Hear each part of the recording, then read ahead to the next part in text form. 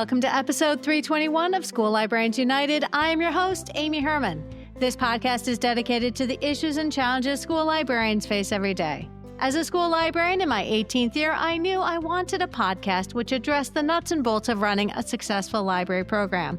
I don't claim to have the answers, but I hope that this is a platform to share resources and exchange ideas. Now is a perfect time to mention that all the ideas and opinions expressed in this podcast by myself, my interview guests, and listeners who reach out to the podcast are our own and do not reflect those of our school districts. When incorporating research, I always make sure to cite my sources. So whether you are a novice or a veteran school librarian, this podcast has something for you. I welcome you and all listeners to reach out with your feedback and episode suggestions. You can reach me on Blue Sky at SLU Podcast or on X, formerly known as Twitter. My handle is at LMS_United. On Facebook, Instagram, and Threads, you can find me at School Librarians United, and the email address is schoollibrariansunited@gmail.com. If you include your mailing address, I'll be sure to send you a podcast sticker.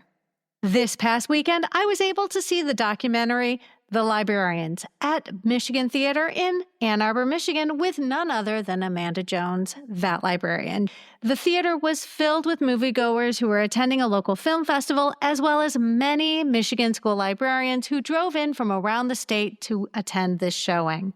It was announced that this documentary is scheduled to run during the ALA annual conference in Philadelphia this June, and I was excited to learn that this film will be broadly available starting this winter, but I do highly recommend a watch party, as being surrounded with school librarians is really the best way to enjoy this incredibly powerful moving film. According to a review by PEN America, quote, "The librarians at the heart of this film face fierce opponents, including politicians, Moms for Liberty, and conservative school boards, to defend the rights of students to read material that reflects their lives."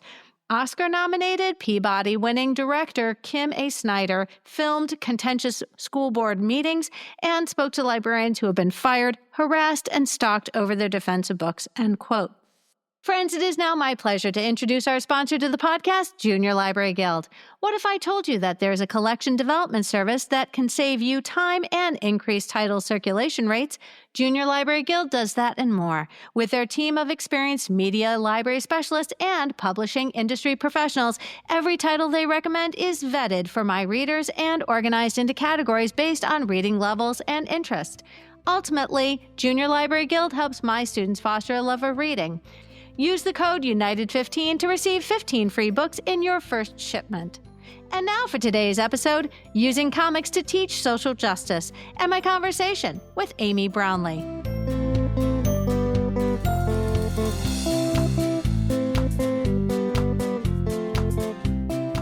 Amy Brownlee, welcome to the podcast. Thank you so much for having me. I'm excited to share today. Well, and friends, I'm just going to tell you right now, it is Saturday morning, and Amy is recording from her school, which is awfully generous, because I certainly did not, that was not my plan to make her go to school on a Saturday, but do tell us how, what it is that makes this possible in the first place. We live in a very small town. I'm talking 2,500 people in the whole town, and we have keys to the school, and we can literally come and go as we please. So if I'm at home at 10 p.m. and I finish a book and I think, the next book I want to read is at school, I can run in and get it. I have a lot of freedom, so it's nice. Well, and a lot of found time, because you're not stuck in traffic in Metro Detroit trying to get to and from work. So, Amy, please introduce yourself. Tell us where in the world you are. We'd like to know about your library a little bit more than the fact that you just live 5 minutes away, the grades you support, and the programs you offer. I am a pre-K through 12th grade librarian in a small rural district in central Kansas. We have 2 schools. So right now I am in our pre-K through 6 building. About 5 blocks away is our 7 through 12 building. So I literally can, make the loop to all of my schools from home in about 10 minutes. So it's really nice. I also teach a section of 6th grade reading. I love that in your set of circumstances, you aren't spending your day driving and driving and driving. That is a big perk of small town. Yeah, I drove so much for my last job. I filed for mileage on a daily basis, and it's just not the way you want to spend your day, for sure. Friends, today's conversation centers on a fantastic opportunity that Amy was able to enjoy last summer. Would you please tell us how you went about applying for this program? Because you almost have to plan for it a year in advance, which is wild because of those deadlines. I found out about National Endowment for the Humanities Summer Teacher Institutes. So you can go to their website, and these are usually the new ones for the next year are posted in December. So these are place-based learning opportunities. So you might go to, there's one that's called Little Tokyo. And so you're learning about the Japanese immigrant experience in Los Angeles. You're in Los Angeles going to the sites. One of the field trips is you go to the site of a former internment camp. So all of this is place-based learning. You can look through and see which opportunities appeal to you. And these opportunities are put together by different colleges, universities, nonprofits, museums, and things like that. So they each set their own application process. So for the one that really caught my eye was called Using Comics to Teach Social Justice. So I thought both of those sounded exciting, very literature-based. Bonus, it took place in San Diego, which is, of course, a beautiful place to visit, and it included a trip to the Comic-Con huge international pop culture festival. So I thought, why not apply? So there were questions, kind of essay questions that we had to answer in our application, and then include also a resume or CV. And so you turn that in the beginning of March. You can apply for multiple NEH programs, but you can only, if you get selected, you can only attend one. So you can share the love, more people can attend. They announce all of the results of the NEH Institutes. I believe it's the first week of April. So there's one date, and all of the results will go out through email so you know what you're accepted to, and then you have a certain amount of time to accept or say no thank you, and then they will take people from the wait list. So friends, I absolutely made sure to include links in the show notes. I strongly encourage you to visit it and to bookmark it and set a reminder in your calendar if this is something that you're interested in doing.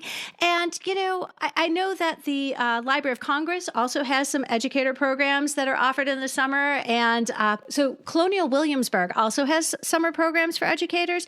And friends, I'm just going to throw it out there right now. Maybe that's going to be another episode, is just all about summer programs for school librarians, and especially this idea of place-based learning, because how meaningful is that you were able to do that? So friends, I want to ask, and Amy, when I learned about you, I was like, man, you are so lucky for being able to do this. But that's kind of rude, because it really does cheapen your qualifications. You're incredibly accomplished and more than qualified to attend something like this.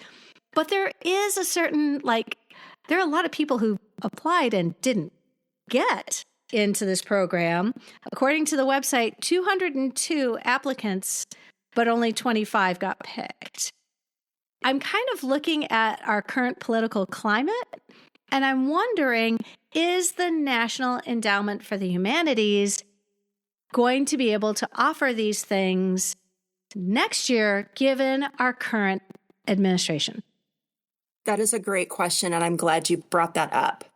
So I belong to a Facebook group, and it's called Scholarships, Grants, Summer Institutes, and Opportunities for Teachers. That's a really long name, but I found out about it last summer, and that's how I heard about this NEH opportunity, and I have stayed a part of that group.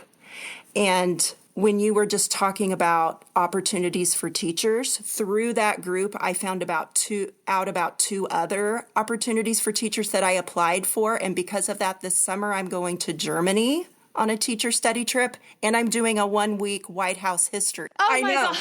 So we do. When you said that, I'm like, I would love to do a whole nother thing just about that. I wrote an article for Edutopia that's about place-based learning and has some links to some of those things. And then I applied to do an AASL concurrent presentation on that this fall, so I haven't heard back on whether that's selected, but that's also something that's in my mind. We need more librarians to know about these and apply for them, because of course, librarians are experts, and so they need to be part of this conversation and part of these experiences. Okay.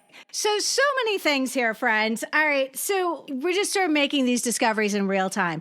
So let me pause that and finish answering what was actually your real question. So there is a lot of luck involved. Of course, they're looking for high quality presentations, but they are also looking for diversity in their participants. So part of what the NEH asked them to do is to hold some places for early career teachers. So there are going to be places specifically, usually it's for maybe 5 years of experience and less. For this NEH that I did on teaching with comics, they had, out of their 25, they selected 5 high school social studies teachers, 5 high school ELA, 5 middle school social studies, 5 middle school ELA, and then 5 elementary. Out of those, we had 3 of us were librarians, and there were 2 special ed teachers as well. So I was part of the cohort with the middle school ELA teachers, which I thought fit me really well. I also teach 6th grade reading, and in my life before librarian, I taught middle school ELA. So that was a great fit for me. And of course, you can collaborate with any ages, but we kind of sat with that group of people because we had a very common base from which we work and from to pull from. And so that was a great group of people to be surrounded with as we were going through this experience together.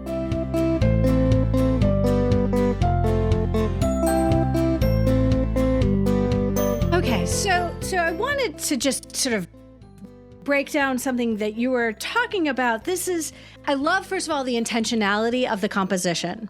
So there clearly is a process by which they want to make sure that when you do all get together face-to-face in person, you represent a broad spectrum of the, educational sort of range of grade levels, but also that you are able to bring so many expertise, sort of specialties together. I love that.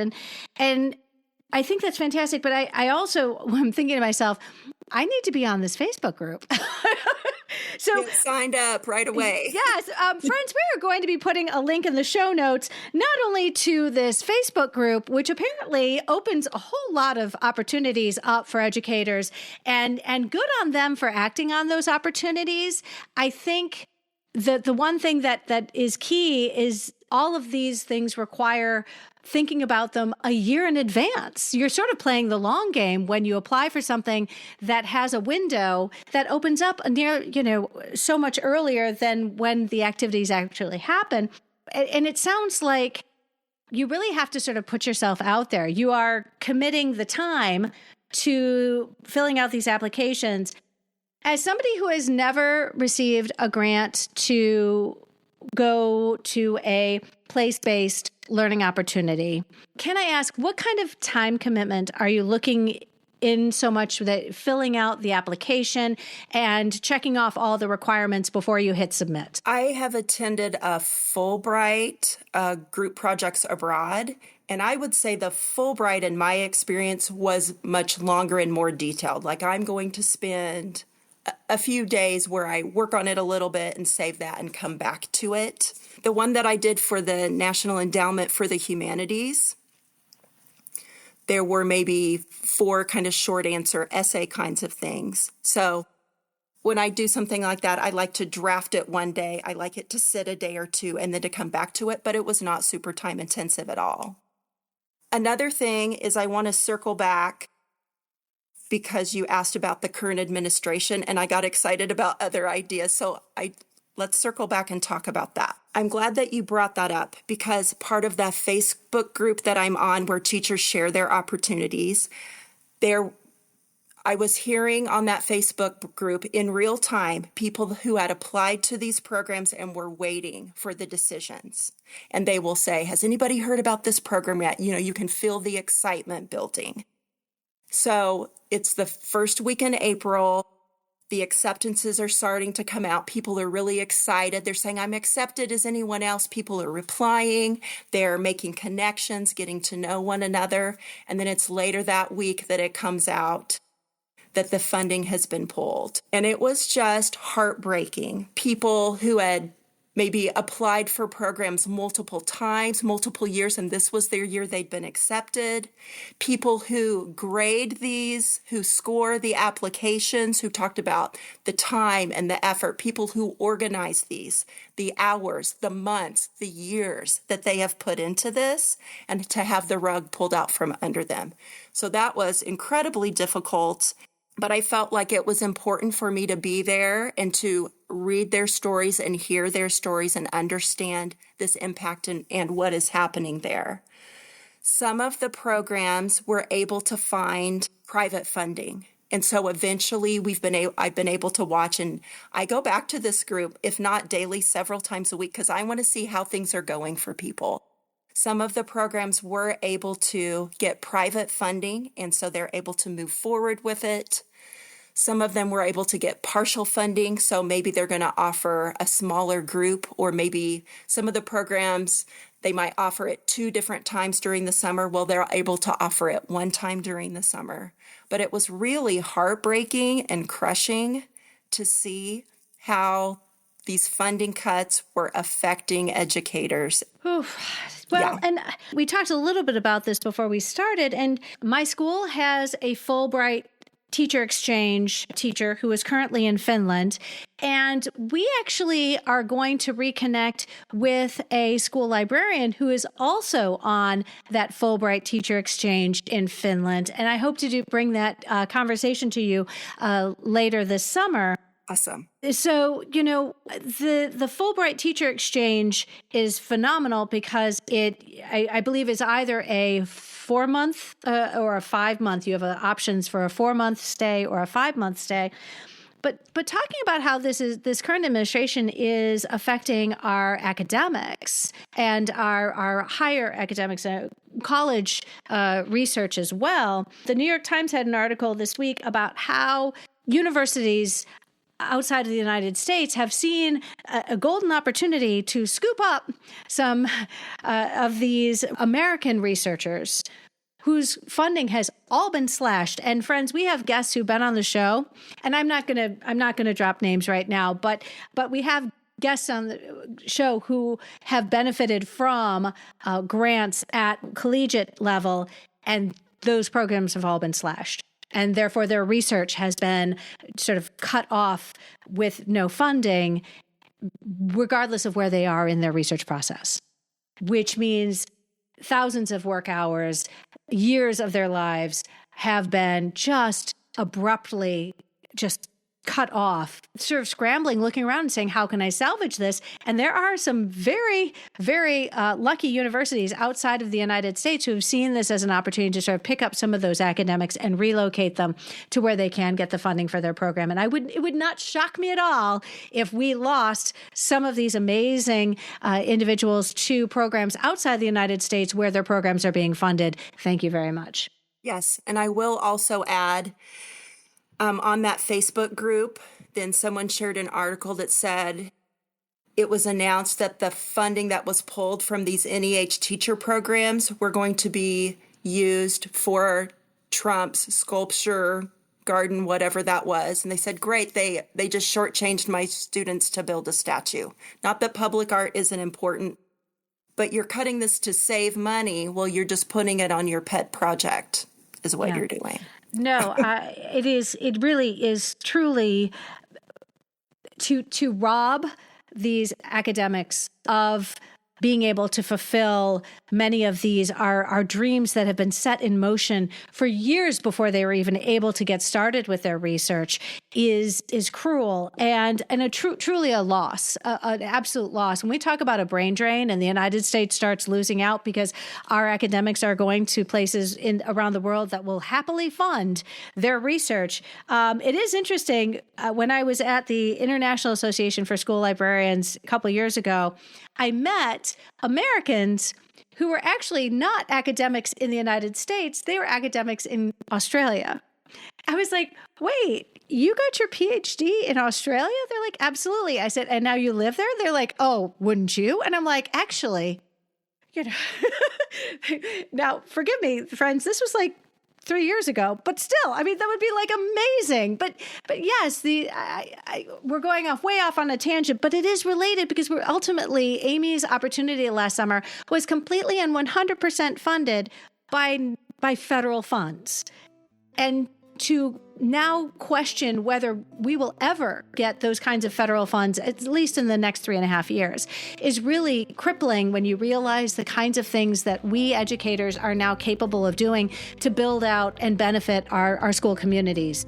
Wow. Oh, all right. So much to unpack there. I apologize, but this is what happens when I've had too much coffee. No, this is wonderful. This is wonderful.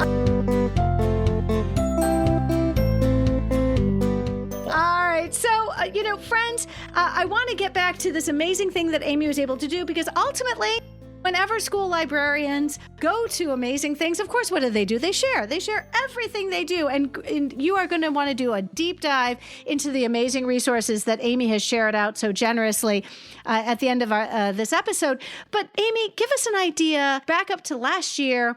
And what did this look like? And because it involved 2 weeks of your summer. And let's be honest, we all have colleagues who never would they ever, and they would use the word forfeit, 2 weeks of their summer to spend learning.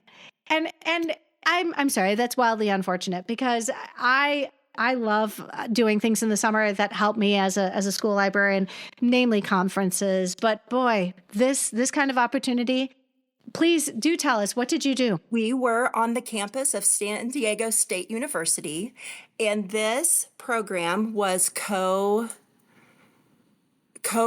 by the founders of the Center for Comic Studies there at the university. So they had set us up. So they have a certificate, they offer a certificate program in comic studies. So they had set us up with guest lectures during the day. We would go, and it was kind of like a school day. It was we'd start at 8 or 9 in the morning, and we'd go till 3 or sometimes 4 o'clock.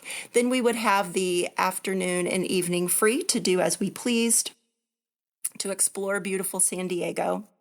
But they set us up with lectures from SDSU instructors in their department. So we were getting like an hour and a half capsule class of what they offer in their program. So it was unbelievable. And these instructors were amazing. I was learning just as much about how to be a good teacher as I was about the content that they were sharing, because they're just master teachers. It was so amazing. So much lifelong learning happening here. The wildly unexpected thing is that not only will you go back a better school librarian, you'll be a better teacher for this experience. And obviously you made the choice to use 2 weeks of your summer to do this. And yet, what a fantastic opportunity. It sounds like they're really fantastic about bringing these experts together to really sort of give you this crash course. I don't want to call it a crash course, but I mean, you're learning from experts in a very, very, very sort of solid piece of time. But did it feel like you were at work or at a conference? I mean, what was the vibe like were you just sort of thrown back into student mode? It is a really great opportunity for us to put on our student hats. And you just get to, when you're a teacher, you have to be so prepared and you have to have everything lined out. But it was so refreshing and energizing to be in the role of student, to sit and take in all they had, and then to have these excellent teachers from all across the country to share with, to share experiences with, to network with. I sat next to an ELA teacher from Florida, and she was talking about the censorship that was happening in Florida and in her classroom library and the things that had to be removed from her classroom library. So it's one thing to read about it in an article and you're upset, but then I sat next to her and talked to her about it and how it was affecting her teaching in her classroom. So that was really amazing as well. You also recognize, much like when you go to a conference in the summertime, that the select group of people, we self-select. This isn't random. There's nothing random about the cohort that you were learning from. And what brought you all together was not only a shared interest in the topic, but this willingness to devote this kind of time and bandwidth to something that truly is going to change how we are able to provide programs to our students. And that kind of commitment, you sort of instantly can share and feel a lot more accessible and vulnerable with people you know are equally committed to building themselves as educators. You know what I'm saying? Yes, you stated it very well. And I wanted to add, at some points, it almost felt like a summer camp for teachers. They made dorm space available for us. So that was an option. For the NEH, you receive a stipend based on how many weeks long your program is. And then you're welcome to get your own housing if you would like to. But of course, in San Diego, that can be pricey. So they worked out a deal with the dorms. And so we stayed in a dorm hall all together. It was like summer camp. There was a kitchen, there was laundry. We shared lots of meals. So that also let us build those relationships together. We spent our downtime together as well and would form groups. Hey, I'm going to go downtown and do this. I'm going to go here. Who wants to go eat Italian? Who wants to do karaoke? It was like summer camp for big people. It was amazing. So going to say right now, as somebody who is now done sending my children to college, college now and the dorms specifically are vastly different, even if they're still in the same physical location that they were in the late 1980s and early 90s when I went to college. The college dorm experience has been revolutionized, even if you are in the same building you were that my parents were in. So yes, whatever. I digress. But I love this because you also, and what's really important is you didn't bring your family. And in coming there by yourselves, you are freed of the, I'm not going to use the word distraction, but you know what I'm talking about. All right. So you are freed from the obligation to then remember you brought your family with you to San Diego. And what are you going to do to connect with them and do that? So, you are, it's like summer camp. Like you are lifted and removed from the expectations of that you might have if you had stayed at home. Yes, and you're removed from your everyday responsibilities and from all the little things that kind of distract you and drain you. You can just come and focus and learn. And it's so uplifting and so energizing and really exciting. We had lots of time to build lesson plans. One of our co-leaders was from their Department of Education. And so she was there to kind of guide the lesson planning piece. So we would have lesson planning labs. You could work on your own. You could collaborate with someone. And then one of the co-leaders is a university librarian. She is a pop culture librarian, a comic arts librarian, right? I didn't even know that was a job. It's so amazing. She curated this collection that was on site of graphic novels and comics spanning K through 12 that we could use for our lessons. We could pick them up and handle them. We could borrow them, take them back to our rooms to read.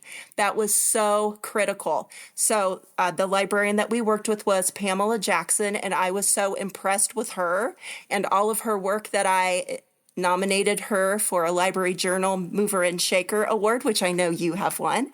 And Pamela was selected. And so I was very excited off of my nomination. So I was excited to honor her in that way. We'll include a link in the show notes. Now I think I need to go reach out to Pamela Jackson. And as a librarian, I was so proud, number one, that we had 3 librarians of this group and how important we were, especially when we're talking about censorship and when we were talking about, okay, now we have these great ideas of lessons. How do we get access to these books for our students? So we could kind of speak up and be the experts there. Pamela Jackson's contributions were huge. She gave us the tools that we needed to be able to apply what we were learning, because our goal was to leave with lesson plans and things like that. Pamela also set up an online session that we did live with Betsy Gomez from the ALA's Office of Intellectual Freedom. So we got a primer on the history of censorship through the years with comic books, which started way back maybe in the 50s, and then we could bring that up to what's happening today. So it's like a historical look of censorship in the United States. So many great conversations and such great information to share with everyone. So a couple things. First of all, you mentioned the term comic arts, and I'll be honest, never have I heard that word before. So am I right that comic arts would be a more sort of all-encompassing term that encapsulates both the sort of manga, graphic novels, comic books? I mean, it's the comic arts, or would manga still stay separate? Or I'm just quite wondering, comic arts would also include graphic novels and traditional, what we call comic books. Yes. So I got the term comic arts from going downtown in San Diego near the convention center, and they have these banners. So that's going to include all media. It's anime. It's everybody that you're including at the convention, voice actors, writers, people who write the music for this. So visual media, things that you listen to, things that you watch, as well as things that you read. Now, when we're talking about comics versus graphic novels, in this institute, we used the terms comics and graphic novels interchangeably. We did talk about the difference between those two. So comic books are going to be shorter. They're going to be serialized. So they started off with, I think, of the superheroes, right? You're going to have Spider-Man and his adventures that would come out in this short comic book each week, whereas a graphic novel is going to be longer, and it's going to be a self-contained story. And of course, now a lot of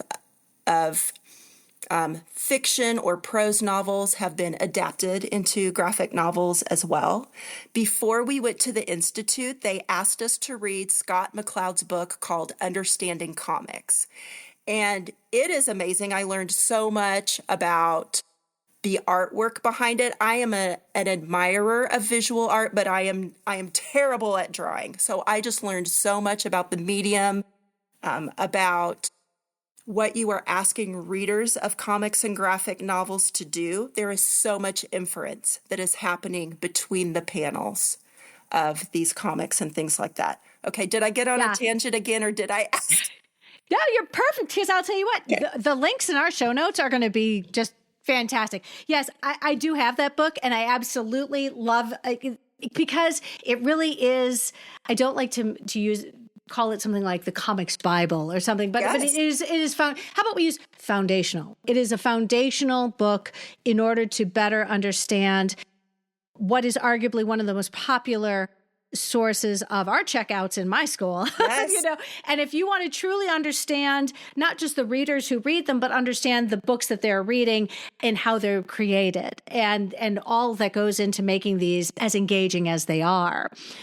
I just thought of another term that they used in the Institute. They used the word sequential art. So sequential art would officially be the term you would use to describe comic that would encompass comic books and graphic novels. Got it. All right.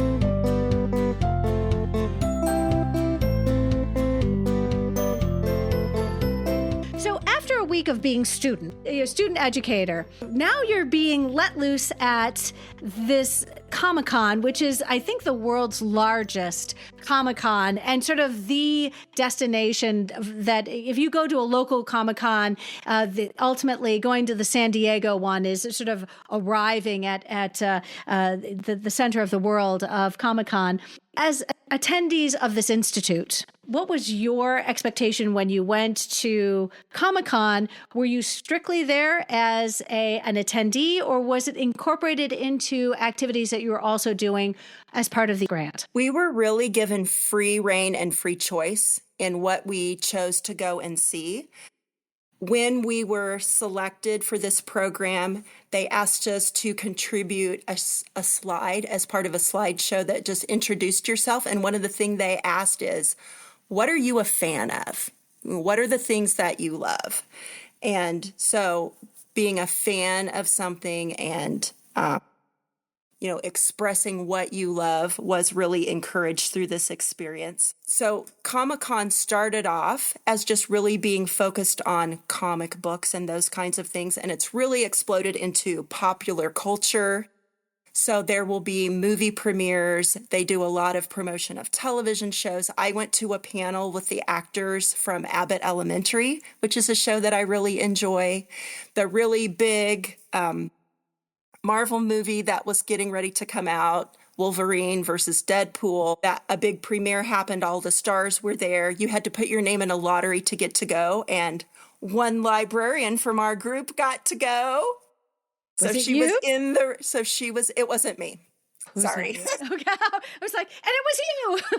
It wasn't. It was a librarian from Tennessee, but she got to go and be in the room with Hugh Jackman and Ryan Reynolds. And so that was exciting. The whole voice cast from the SpongeBob SquarePants series was there. And so there are always announced guests and then surprise guests. So Mark Hamill showed up at that panel. There were some people from our group that were sending photos from the WhatsApp onto our WhatsApp. Oh my gosh, Mark Hamill just walked in.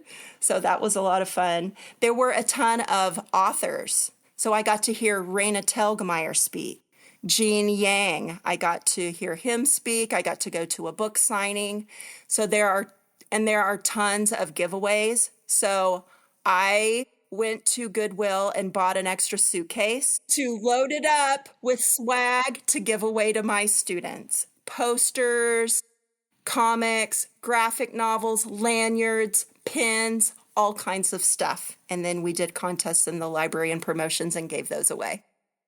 So I know about the trick of packing a suitcase in a suitcase, because I have seen that firsthand from friends of mine who will not be named here, but who have packed a suitcase within a suitcase because the conference means they want to bring back, so many things. True story. Last year, packing and then getting into the airport, coming back from ALA Annual in San Diego, I was behind somebody who it was funny. Clearly, they were also at ALA, and we were checking our luggage at the airport.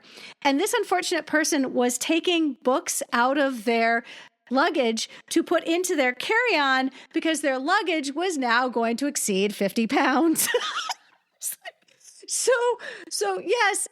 Yes, and it's kind of embarrassing, but you're weighing your luggage and opening it in front of everybody waiting to check their bags as well, taking all of your ALA swag out, including the books, and you're just going to carry them with you on the plane.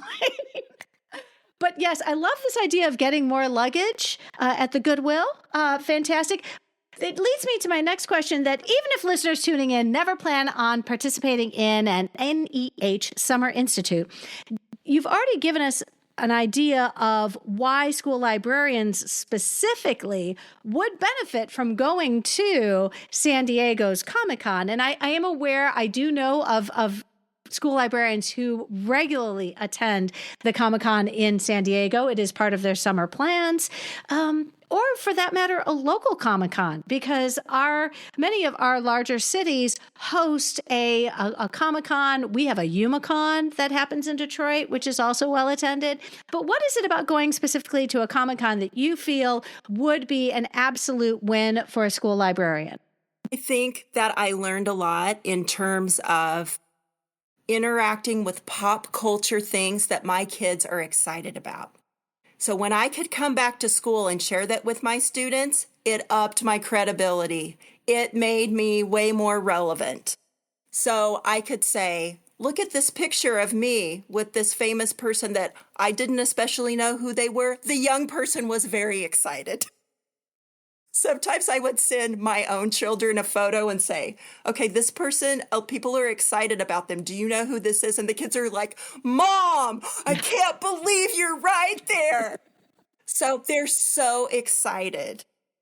And it also makes I always try in the library to pull in things that kids are excited about. So for example, we have students that are excited about Dungeons and Dragons. So in our high school library, we have two starter sets for the games that kids can check out. We have some of the manuals that get used. So things like that, it informs those sorts of purchases. It ups your credibility. You can share your photos that you have with some of these personalities and some of these characters. And it just gets kids to buy into the library program. I love it. So, let me ask you, you have so many show notes. So friends, there is a spreadsheet that Amy has put together with all of these amazing resources. Can you give listeners a little bit of a preview as to that you are sharing in your research page? Absolutely. So I'm one of those over-preparer kinds of people, as you can probably tell. And I always like to think of it as I put together a buffet of resources, and you can pick and choose anything that might appeal to you.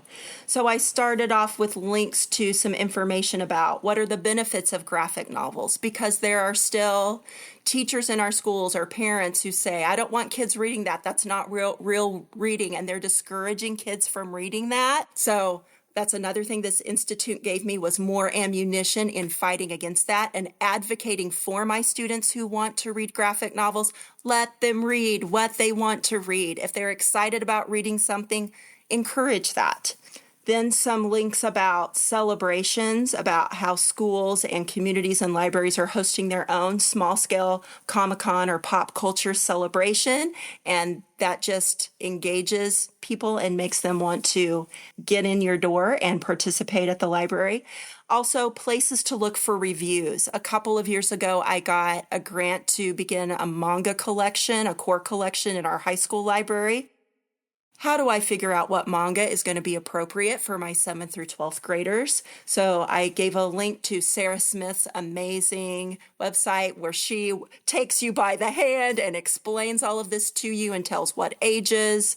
And so it was so helpful in guiding me as I was doing that collection development. Guides for using graphic novels with students. Another resource that I would suggest, there's a teacher, Tim Smith, Smyth, and he has written an amazing book. He is on social media under his name and also under Teaching with Comics. He is just outstanding. He's a high school social studies teacher. Also, I have links to an online program called Pixton, which is where kids are creating comics online, some really cool pop culture lessons. If you want to just start your kids with beginning drawing and comic making lessons, there are some of those in there. And then I also shared more videos and articles about my particular NEH Institute.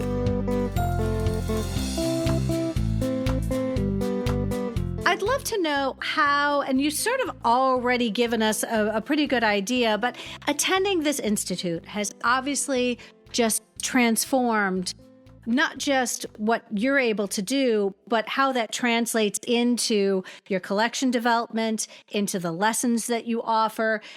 As an educator, you are better educated yourself in how to support your students in what is easily the most popular in many of our programs. You're a year out from having attended this program. Obviously, it has lasted. Those lasting impacts are still working to your advantage. But give us an idea of how specifically the topic of social justice. And social justice is one of those things which really, in some cases, this is a unit in our social studies class, or this is something that's touched upon in our ELA programs. But going back to the core of the Institute and incorporating social justice as a theme in our comics and our graphic novels, what for you was really important? What were your takeaways? When I was designing my lesson plan during our labs at the Institute, I decided I wanted to focus on creating a 4th grade graphic novel book club. I picked 4th grade because studies show that is the age at which the interest in reading really plummets. So I wanted to use graphic novels to catch the interest of my students. So I was able to get a grant to get copies of the graphic novel Swim Team by Johnny Christmas, and all of our 4th graders participated. I got 7th and 8th grade students to volunteer to be our small group discussion leaders. I called them reading leaders. So they read the graphic novel ahead of time so that they had read it.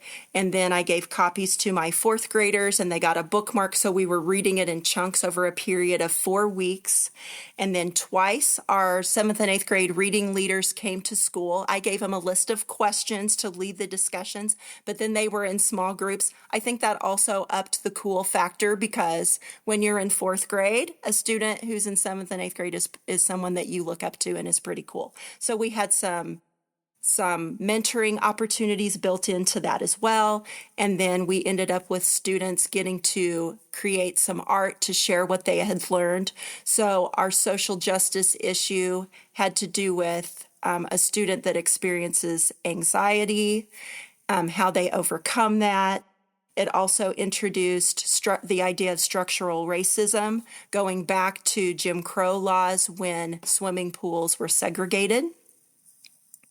And the whole experience, I think, just brought together all of these elements that I was learning at the Institute and gave me a platform to bring these issues to my 4th grade students and give them a chance to explore that through their artwork and through their discussions.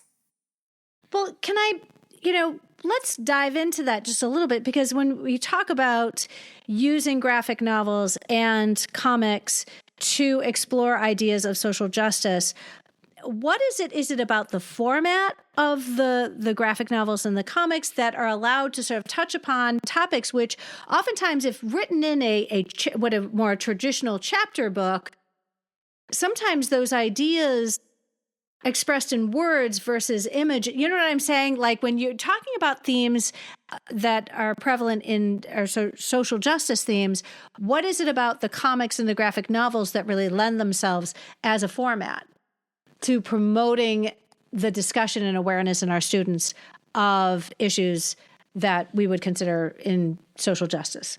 You've touched upon a little bit about racism and about, societal.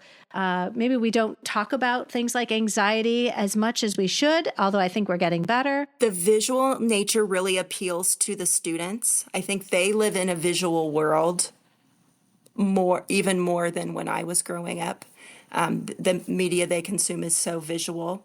I also think that when you're looking at a graphic novel, you can focus on the heart of the issue. When you're reading something, for example, in a prose novel, your brain has to imagine the setting and the people. So when it's in a graphic novel, that is presented visually. So now your brain can focus on what is the issue that's happening. It's her anxiety, and it's the way that Johnny Christmas in the illustrations portrays the anxiety is really interesting visually, how you can see that. So it really lets you get to the heart of the matter. And I love it too because I feel like graphic novels are an equalizer for our students that struggle with reading. If we were looking at a page of text, for some kids, they're going to check out mentally. They're going to say, wow, that is a lot of words. Either that's difficult for me to read or that's a lot of work for me to read. I'm going to mentally check out of this lesson. But because it's visual and there are much fewer words, it evens the playing field. The students are going to be able to focus in on the message.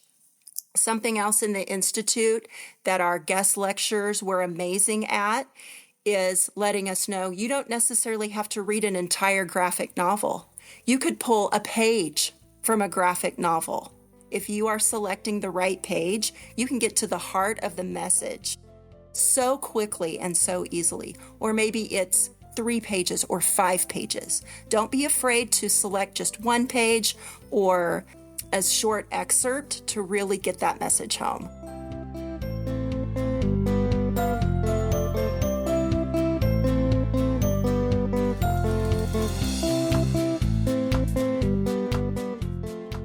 Picture's worth 1,000 words. In the hands of our students, they themselves are going to come across issues of social justice and without feeling inhibited by a daunting read, they can use the visual how the artist has portrayed many of these very topics, which often aren't easy to bring up in the context of a classroom. But when you do this visually, and it invites the students to impose their own understanding and see if the group can come to some sort of consensus. If they're all seeing what the artist was portraying in those images, without excluding people readers who may not feel as confident if you were giving a straight prose, reading to do. So let me ask you, what were some of I know you talk about your lesson that you did, your contribution out of this program. You were coming back and you were creating this club. And can you give us an idea of what were some of the other ideas that the other educators were coming away with in terms of what they were going to incorporate into the programs that they have in their home schools?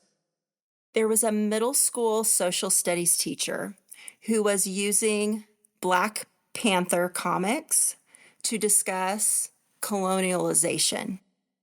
So the idea of Wakanda having all of these resources and people wanting to come in and take that. So I think it gives a door to opening up student engagement. I can imagine her bringing up Black Panther.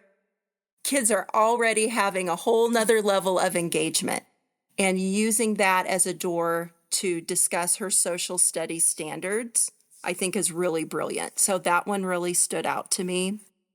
Wow. I mean, all of a sudden I'm just going back to watching Black Panther and saying, I not only need to see this movie again, I mean, the messaging there, if you want to assign historical significance and the implications of what could have been without the presence of the slave trade and colonialism. No, absolutely. And again, it really does provide so many different opportunities for our students to tackle topics which, without the invitation of something so sort of centering as like a graphic novel or, some sort of comic visualization, visual representation, those topics are really heavy, but you've provided a much safer context for them to explore. And when they do, the ideas that they have are still very profound,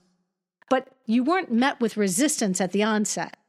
Mind blown before 11 o'clock on a Saturday morning. Woo! Friends, I just truly, what an amazing experience, Amy. I am so grateful because we're tip of the iceberg, friends. You're going to want to, the summer's coming up for many of us. Sorry, Australia. But, the summer's coming up for us. And, right now we're going to have some time to really do some of that deep dive and really find our own resources that we can take away from the ones that Amy has so generously shared with everybody. Amy, I know that your school year is coming to an end much faster than my own. So I'm very excited for you. Amy, I am so grateful you have been able to share today with us. It is the weekend, so but you've clearly given up some of your free time to invest in your profession and share with others. So thank you for your generosity. Before I let you go, you've learned so much about how Comic-Con can help educators really be better supported in what we do with our students every day. Before I let you go, please, give us any sort of insights that we might be able to use walking away from having listened to you today. Well, I did want to mention that it can be difficult to get tickets to San Diego Comic-Con. There is a lottery and that kind of thing. But I found out through this experience that running alongside at the same time as Comic-Con at San Diego Public Library's downtown branch, they have free sessions, multiple days, all day, about educational uses of comics. And these sessions are geared towards teachers and librarians. So it's free professional development that people can attend, and it goes along with Comic-Con. So I was going back and forth. I was doing things at the convention center. I was running to the library. You can walk to the library. It's a beautiful library. They have a beautiful rooftop place where you can sit. So I thought that was amazing. That's fantastic. You're at Comic-Con, but you're also going to the public library because they also have resources for educators. Oh, that's amazing. Amy Brownlee, I thank you so much for sharing your Saturday morning with us today. Would you let listeners know how we can follow you on social media? Yes, I am at Amy Brownlee 93 on Instagram and Blue Sky. And I have a blog, bibliobrownlee.weebly.com. Excellent. And friends, we're going to put those links in the show notes. Amy, thank you so much. And I hope you have a fantastic summer. Thank you for the wonderful conversation.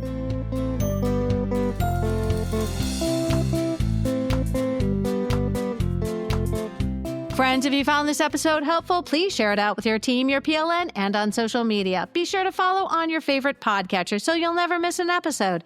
And if you really like listening today, consider leaving a review wherever you listen to podcasts. Reviews help others find us. I hope you take a look at the link to Junior Library Guild in our show notes. Use the code UNITED15 to receive 15 free books with your first shipment. The topic of our next episode is career readiness and my conversation with Rebecca Lowe. I hope you will tune in.